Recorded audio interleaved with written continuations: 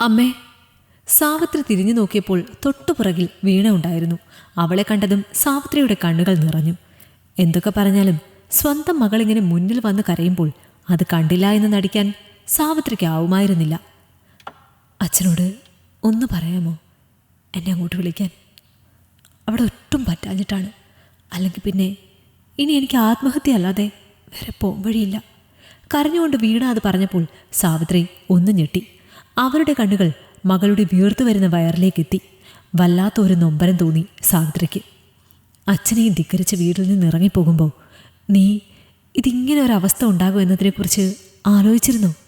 അന്ന് പോലീസ് സ്റ്റേഷനിൽ നിന്ന് നിന്റെ കാല് പിടിച്ച് പറഞ്ഞതല്ലേ കൂടെ വരാൻ? അഹങ്കാരത്തോടെയല്ലേ നീ ഞങ്ങളുടെ മുന്നിലൂടെ അവൻ്റെ കൂടെ പോയത്? എനിക്ക് വയ്യ അച്ഛനോട് പറയാൻ. ആ പാവം ഇപ്പോഴാണ് എല്ലാം ഒന്നും മറന്ന് സാധാരണ ജീവിതത്തിലേക്ക് തിരിച്ചു വന്നത്. ഇനിയും നിന്റെ കാര്യം പറഞ്ഞ് അദ്ദേഹത്തെ വിഷമിപ്പിക്കാൻ എനിക്ക് പറ്റില്ല. ഉള്ളിൽ ഒരുപാട് സങ്കടമുണ്ടെങ്കിലും സാവിത്രി പുറത്തേക്ക് പറഞ്ഞത് അതാണ്. താൻ ചെയ്യുന്നത് ശരിയാണ് എന്ന വിശ്വാസവും അവർക്കുണ്ടായിരുന്നു. വീണ തളർന്നിരുന്നു പോയി. അമ്മയോട് പറഞ്ഞാൽ ഈ അവസ്ഥയിൽ അമ്മ തന്നെ കൈവിടില്ല എന്നായിരുന്നു വിശ്വാസം. എന്നാൽ അത് തെറ്റിയിരിക്കുന്നു. ഇനിയും നശിച്ച ആ വീട്ടിലേക്ക് തന്നെ തിരിച്ചു പോകണം. ബാങ്ക് ഉദ്യോഗസ്ഥനായ അച്ഛൻ്റെയും അമ്മയുടെയും ഒറ്റ മകളാണ് താൻ. ഒരേട്ടനും കൂടിയുണ്ട്.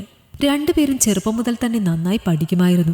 അതുകൊണ്ട് തന്നെ അച്ഛൻ ഞങ്ങളെക്കുറിച്ച് അഭിമാനത്തോടെയാണ് എല്ലാവരോടും പറയാറുള്ളത്. സദാശിവൻ എന്താ ഇനി പേടിക്കാനുള്ളത്? മക്കൾ നന്നായി പഠിക്കുമല്ലോ. പഠിച്ച് വലിയ നിലയിലെത്തിയാൽ മക്കൾ രണ്ടുപേരും സദാശിവനെ പൊന്നുപോലെ നോക്കും. നാട്ടുകാർ അച്ഛനോട് പറയാറുള്ളതാണ് അത്. ആരുടെയോ കണ്ണു തട്ടിയതാണ് എന്ന് തോന്നുന്നു. അല്ലെങ്കിൽ പിന്നെ ഡിഗ്രിക്ക് പഠിക്കുമ്പോൾ അവനെ ഞാൻ കണ്ടുമുട്ടില്ലായിരുന്നു. അജയ് എന്നായിരുന്നു അവൻ്റെ പേര്. കോളേജിലെ ആർട്സ് ക്ലബ് സെക്രട്ടറി. നന്നായി പാടും. സ്പോർട്സിലും മിടുക്കൻ.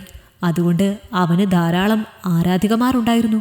ഞാൻ പാട്ട് പഠിച്ചിട്ടുണ്ട് എന്നറിഞ്ഞ് കോളേജിലെ ഫംഗ്ഷനിൽ പാടണമെന്ന് റിക്വസ്റ്റ് ചെയ്യാനാണ് ആദ്യം അവൻ എൻ്റെ ക്ലാസ്സിലേക്ക് വരുന്നത്. എനിക്ക് പറ്റില്ല എന്ന് പറഞ്ഞപ്പോൾ കോൺഫിഡൻസ് തന്ന് പ്രോഗ്രാമിൽ എന്നെ പങ്കെടുപ്പിച്ചു.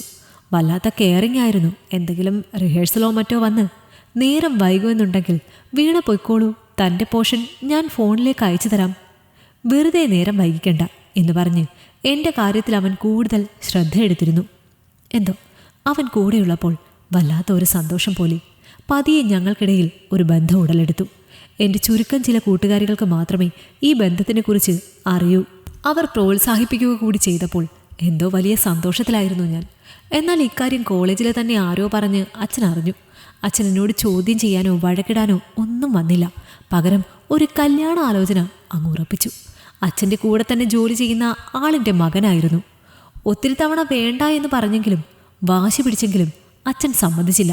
ഒടുവിൽ നിശ്ചയം നടത്തുമെന്നായപ്പോൾ അതിൻ്റെ തലേ ദിവസം ഞാൻ അജയുടെ കൂടെ ഇറങ്ങിപ്പോയി. അവൻ ആരാണെന്ന് എന്താണെന്നോ ഒന്നും അറിയില്ല. ആകെ കൂടി അറിയാവുന്നത് കോളേജിൽ വെച്ച് അവൻ കാണിച്ച സൗഹൃദവും പ്രണയവും മാത്രമാണ്. അവൻ്റെ വീട്ടിലേക്ക് എത്തിയപ്പോഴാണ് ഞാൻ വന്നു പെട്ടത് എവിടെയാണ് എന്ന് മനസ്സിലായത്. തമിഴ്നാട്ടിൽ നിന്ന് ജോലിക്കായി കേരളത്തിലേക്ക് വന്ന് സെറ്റിലായ ഒരു ഫാമിലി ആയിരുന്നു അവൻ്റേത്. അമ്മയും അച്ഛനും ഇവിടെ ഓരോ കൂലിപ്പണിക്ക് പോവുകയാണ്. അജയ്ക്ക് 2 അനിയത്തിമാരും ഉണ്ട്. എല്ലാവരും കൂടി കാലിത്തൊഴുത്ത് പോലെ ഒരു വീട്ടിലാണ് താമസിക്കുന്നത്. അതൊന്നും ഒരു വിഷയമല്ലായിരുന്നു. രാത്രിയായാൽ അവൻ്റെ അച്ഛൻ മദ്യപിച്ച് വീട്ടിൽ വരും. പിന്നെ ഒരു ബഹളമാണ്. അവൻ്റെ അമ്മയെ അടിക്കും. അവർ തിരിച്ചും ചീത്ത പറയുകയും ആകെ കൂടി അഡ്ജസ്റ്റ് ചെയ്യാൻ പറ്റാത്ത ഒരന്തരീക്ഷം. എൻ്റെ അവസ്ഥ ഓർത്തപ്പോൾ അവൻ അവിടെ നിൽക്കണ്ട എന്ന് പറഞ്ഞ് മറ്റൊരു വാടക വീട്ടിലേക്ക് എന്നെ കൂട്ടി. വലിയ സമാധാനം തോന്നി. എന്നാൽ അത് അധികകാലം നീണ്ടു നിന്നില്ല. ഞങ്ങൾ രണ്ടുപേരും പഠനം പാതിയിൽ വെച്ച് നിർത്തിയിരുന്നു. ഞാൻ ഡിഗ്രി പോലും കംപ്ലീറ്റ് ചെയ്തില്ല. അവൻ PGയും. ജീവിക്കാൻ ജോലി വേണം. അവിടെയുള്ള ഓരോ ജോലികൾ ചെയ്ത് ഞങ്ങൾ മുന്നോട്ട് പോകാൻ കഴിയുമായിരുന്നില്ല. അതുകൊണ്ട് ഒരു നല്ല ജോലിക്ക് വേണ്ടി അവൻ അന്വേഷിച്ചു. അങ്ങനെ തമിഴ്നാട്ടിലേക്ക് ഒരു ജോലിക്ക് വേണ്ടി അജയ്ക്ക് പോകേണ്ടി വന്നു. അപ്പോൾ എന്നെ ഒറ്റയ്ക്ക് നിർത്താൻ കഴിയില്ല എന്ന് പറഞ്ഞ് ആ നശിച്ച വീട്ടിൽ കൊണ്ടുചെന്നാക്കി. അന്നു മുതൽ തുടങ്ങിയതാണ് എൻ്റെ കഷ്ടകാലം. അവൻ്റെ അച്ഛൻ കുടിച്ചു വന്നാൽ പിന്നെ സ്വന്തം മകളുടെ സ്ഥാനത്ത് കാണേണ്ട എന്നെ അയാൾ മറ്റൊരു കണ്ണിലൂടെ നോക്കാൻ തുടങ്ങി. ഇതിനിടയിലാണ് ഞാൻ ഗർഭിണിയാണ് എന്നും അറിയുന്നത്. ഒരു ദിവസം അമ്മയും അനിയത്തിമാരും എല്ലാം എന്തോ സാധനങ്ങൾ വാങ്ങാൻ വേണ്ടി കടയിലേക്ക് പോയതായിരുന്നു. ആ സമയത്താണ് അയാൾ കുടിച്ചിട്ട് കയറി വന്നത്. അയാൾ എന്നെ കയറി പിടിച്ചു. അയാളുടെ കയ്യിൽ നിന്ന് രക്ഷപ്പെടാൻ വേണ്ടി ഞാൻ ശ്രമിച്ചു. ആ സമയത്ത് അമ്മയും അനിയത്തിമാരും കയറി വന്നു. അവർ എന്നെയാണ് കുറ്റപ്പെടുത്തിയത്. ഞാൻ മനഃപൂർവ്വം അയാളെ വശീകരിക്കുകയായിരുന്നു എന്ന്. പിന്നെ അവിടെ നിൽക്കാൻ തോന്നിയില്ല. അവിടെ നിന്നിറങ്ങി.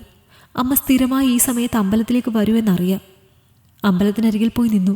അമ്മയുടെ അരികിൽ എല്ലാം പറഞ്ഞാൽ ഒരുപക്ഷെ അമ്മ എന്നെ വീട്ടിലേക്ക് തിരിച്ചു വിളിക്കുമോ എന്ന് ഞാൻ ആശിച്ചു. എന്നാൽ അമ്മയ്ക്ക് വിളിക്കാൻ തോന്നിയില്ല. അച്ഛനും വിളിക്കില്ല എന്ന് അമ്മ പറഞ്ഞു. അവരെയും കുറ്റം പറഞ്ഞിട്ട് കാര്യമില്ല. അത്രത്തോളം ഞാൻ അവരെ ഉപദ്രവിച്ചിട്ടുണ്ട്. ഇനി എന്ത് വേണമെന്നറിയാതെ അമ്പലത്തിൻ്റെ മുന്നിൽ തന്നെ ഞാൻ തളർന്നിരുന്നു. വേറെ ഒരു വഴിയില്ലെങ്കിൽ ഈ ജീവിതം തന്നെ ഇല്ലാതാക്കാൻ ഞാൻ തീരുമാനിച്ചിരുന്നു. പെട്ടെന്നാണ് അവിടേക്ക് അച്ഛൻ വന്നത്.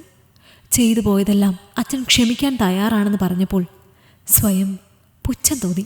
സ്വന്തം മാതാപിതാക്കളെ വേദനിപ്പിച്ചുകൊണ്ട് ഞാൻ തിരഞ്ഞെടുത്ത ഈ ജീവിതം കൊണ്ട് എനിക്ക് ഈ ജന്മം മുഴുവൻ സ്വസ്ഥതയില്ലാതെ ജീവിക്കാനാണ് വിധി. അച്ഛൻ എന്നെ വീട്ടിലേക്ക് കൊണ്ടുപോയി. അജയ്ക്കൊരു നല്ല ജോലിയും അച്ഛൻ ഏർപ്പാട് ചെയ്തു.